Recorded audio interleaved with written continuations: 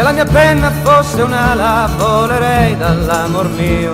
È già passato troppo tempo da quando io le dissi addio.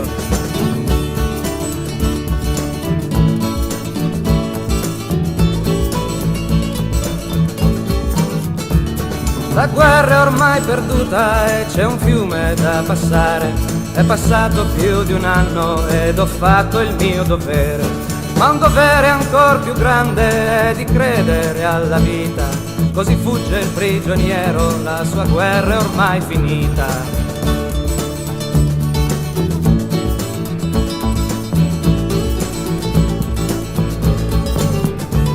Se la mia penna fosse un'ala volerei dall'amor mio.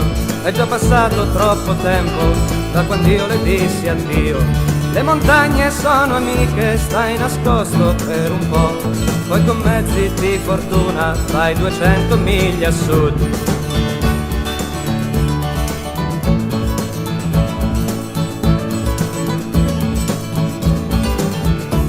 E incontrò quel contadino che zappava il suo podere e gli disse: caro amico, fammi un po' questo piacere. Io ti do questa divisa e tu dammi un bel vestito. C'è una bionda che mi aspetta, voglio essere suo marito.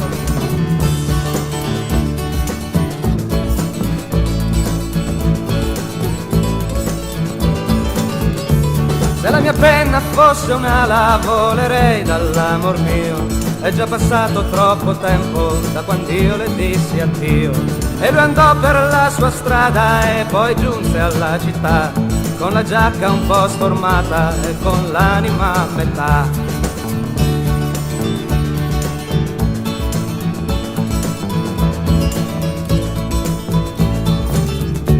Che gran gioia fu quel giorno quando lei vide il suo amore. Quanta festa ci fu intorno dopo anni di dolore. E in quei giorni di miseria ci fu tavola imbandita.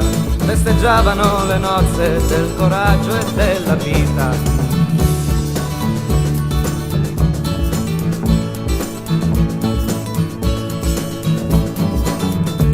Se la mia penna fosse un'ala volerei dall'amor mio.